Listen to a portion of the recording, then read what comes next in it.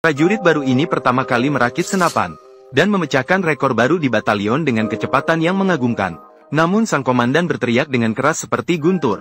"Mengapa kamu bisa merakit senapan begitu cepat? Anda yang memerintahkan saya, instruktur." Jawaban yang singkat namun tegas. Sang komandan sangat puas. Maka ia bertanya dengan rasa ingin tahu mengapa. "Selesaikan tugas yang Anda minta, instruktur." Sang komandan tak bisa menahan pujian. "Bagaimana bisa menjawab dengan begitu sempurna? Kamu pasti memiliki IQ 106. Jika bukan karena kekurangan personel di unit kami, saya akan merekomendasikanmu untuk masuk sekolah perwira, Letnan Gum. Suatu hari nanti kamu akan menjadi jenderal." Pria yang disebut memiliki IQ 106 di depannya. Sebenarnya, IQ-nya hanya 75. Namun penampilannya yang biasa, tidak bisa menyembunyikan kegemilangan di dalam hatinya. Seperti saat dia masih kecil, Gump menari dengan menggunakan kaki penyanggaannya. Biarkan inspirasi gitaris mengalir seperti air terjun. Dalam semalam, menciptakan tarian melodi yang mengguncang hati. Diakui sebagai bintang besar di dunia musik, Raja Kucing. Saat bersekolah, dia selalu diintimidasi oleh anak nakal dan berlarian ke sana kemari.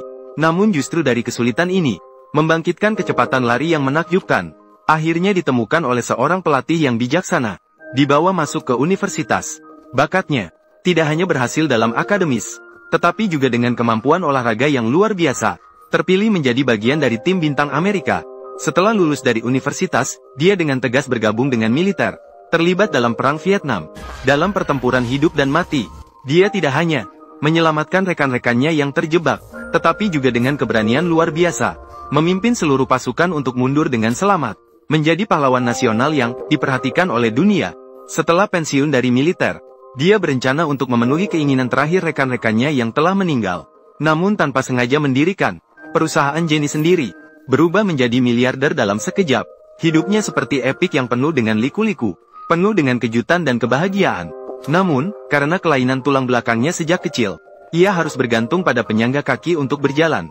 Bayangan langkahnya yang pincang selalu menarik perhatian banyak pandangan aneh. Namun ibunya menghiburnya dengan kata-kata lembut. "Jangan pedulikan pandangan orang lain. Kamu tidak berbeda dengan orang lain." Dorongan ibunya seperti mata air segar, menyuburkan jiwa Forrest, membuat hatinya semakin kuat. Namun saat usia sekolah, Forrest kembali mengalami pukulan. Karena skor IQ-nya di bawah 80, ditolak tanpa belas kasihan oleh kepala sekolah. Menghadapi situasi seperti itu, namun ibunya selalu bisa menemukan cara untuk mengatasi masalah. Dia berhasil mendapatkan kesempatan untuk belajar. Hari pertama sekolah, naik $1. Forrest berdiri di depan bus sekolah. Namun ragu muncul di hatinya. Sopir bus sekolah bertanya dengan rasa ingin tahu, "Apakah kamu akan naik?" Ibunya bilang jangan naik mobil orang asing. Ini adalah bus sekolah. Forrest ragu sejenak. Dia memperkenalkan dirinya kepada sopir. "Saya Forrest Khan. Saya Dorothy Harris. Sekarang kita bukan orang asing lagi." Saat Forrest naik ke bus sekolah, dia menghadapi kesulitan lagi. Kepalanya yang bodoh dan sepasang kaki anehnya seketika menjadi aneh di mata teman sekelasnya. Tidak ada yang mau duduk bersamanya. Namun saat dia merasa putus asa, seorang gadis kecil yang cantik, Jenny, mengundangnya untuk duduk bersamanya. Tindakan ini seperti sinar matahari di musim dingin, membuat hati terluka Forrest menjadi hangat. Bahkan berlutut di tanah dengan kedua tangan bersatu, tidak hanya menambahkan persahabatan berharga baginya, tetapi juga menjadi cinta sejati yang tak bisa dia lepaskan seumur hidupnya. Mereka bersama-sama memanjat pohon saat waktu senggang, bersama-sama menjelajahi misteri pengetahuan di antara halaman buku. Kebahagiaan masa kecil mengalir di antara mereka. Namun setiap kali malam tiba, Jenny enggan pulang. Di matanya selalu terpancar sedikit ketakutan. Itu adalah protes diam terhadap kekerasan dalam rumah tangga. Dengan putus asa dan tanpa harapan, bahkan berlutut di tanah dengan tangan terkepal memanjatkan doa paling tulus kepada Tuhan. Mungkin penderitaannya mendapat belas kasihan dari langit. Polisi muncul tepat waktu seperti malaikat dari langit, mengirim ayah Jenny ke penjara. Dan sejak saat itu, Forrest bertekad menjadi pelindung Jenny, membangun tempat perlindungan yang hangat baginya. Namun setiap hari setelah sekolah, dia sering diintimidasi oleh anak nakal. "Hai, bodoh!" Pada saat ini, hanya gadis kecil yang lembut itu yang memberikan bantuan, mengangkat Forrest dari tanah. Suara Jenny penuh kekhawatiran, dengan cemas mendorong Forrest untuk berlari cepat. "Forrest, cepatlah, kembalilah padaku." Namun hambatan dari kaki palsu, membuat langkahnya terasa berat dan lambat.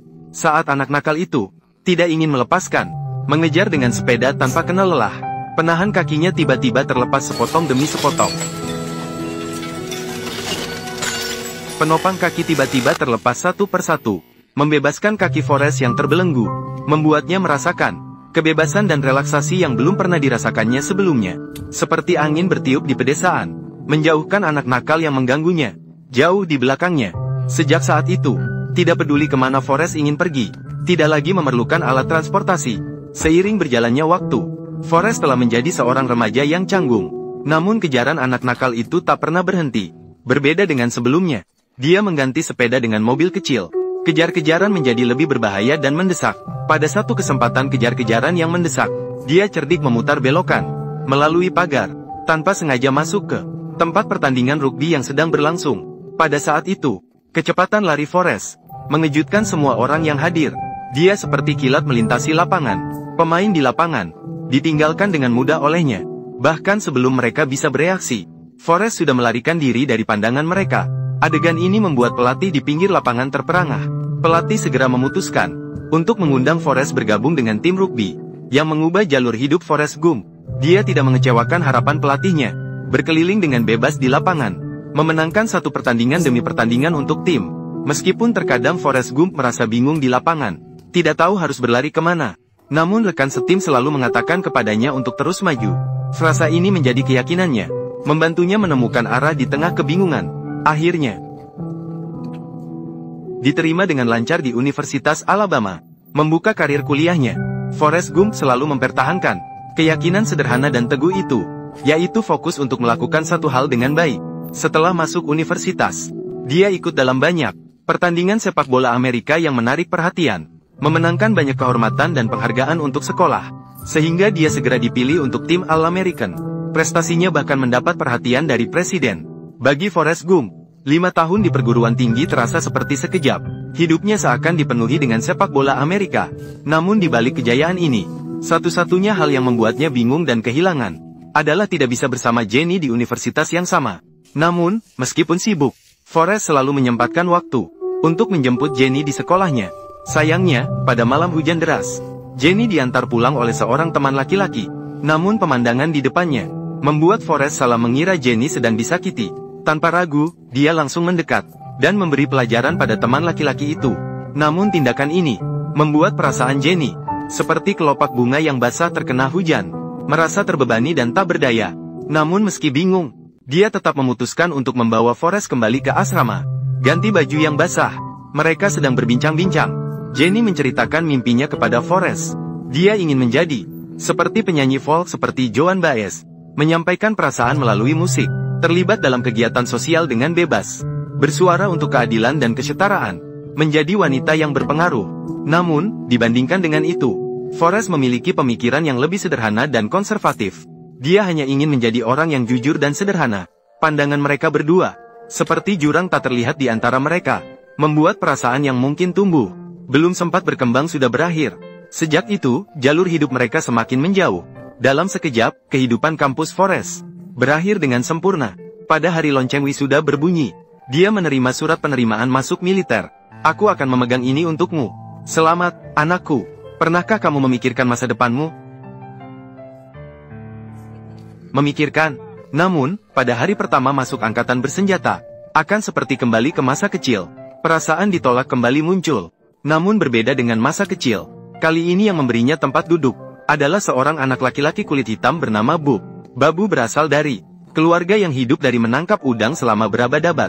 Darahnya mengalir dengan cinta yang mendalam terhadap lautan, dan kerinduan pada diri sendiri, keinginan dan kerinduan akan kebebasan, berharap bisa membeli kapal setelah pensiun, untuk melanjutkan bisnis menangkap udang keluarganya. Setiap hari dia akan bersama dengan Akan, berbagi pengetahuan tentang menangkap udang, bahkan dari teknik menangkap hingga cara memasak. Namun pikiran akan melayang ke kejauhan. Hatinya dipenuhi kerinduan yang mendalam untuk Jenny. Kebetulan takdir membuat akan melihat berita Jenny di majalah. Secara tak terduga melihat berita Jenny dikeluarkan dari sekolah. Akan yang polos salah mengira dia dalam masalah. Maka mereka menemukan teater opera tempat Jenny bekerja. Melihatnya tampil percaya diri di atas panggung, Forrest tersenyum lega. Namun pada saat itu, seorang pria kasar mencoba merendahkan Jenny dengan uang. Namun dia ditendang oleh Jenny, pria yang marah memercikkan segelas air dingin ke arahnya. Tindakan ini membuat Forrest benar-benar marah.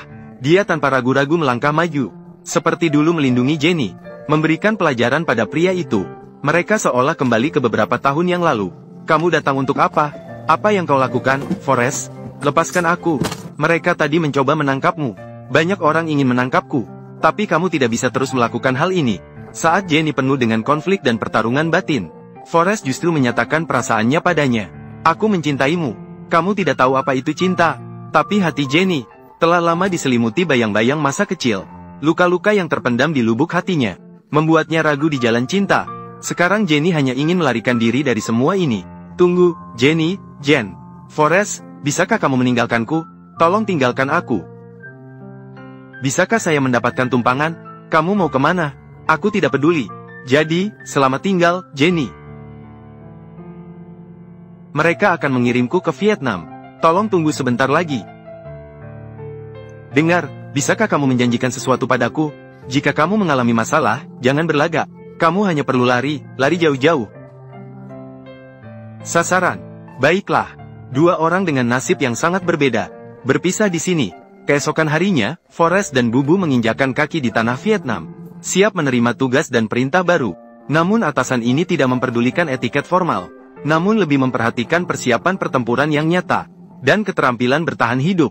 Karena di medan perang, kapanpun bisa diserang tiba-tiba oleh musuh.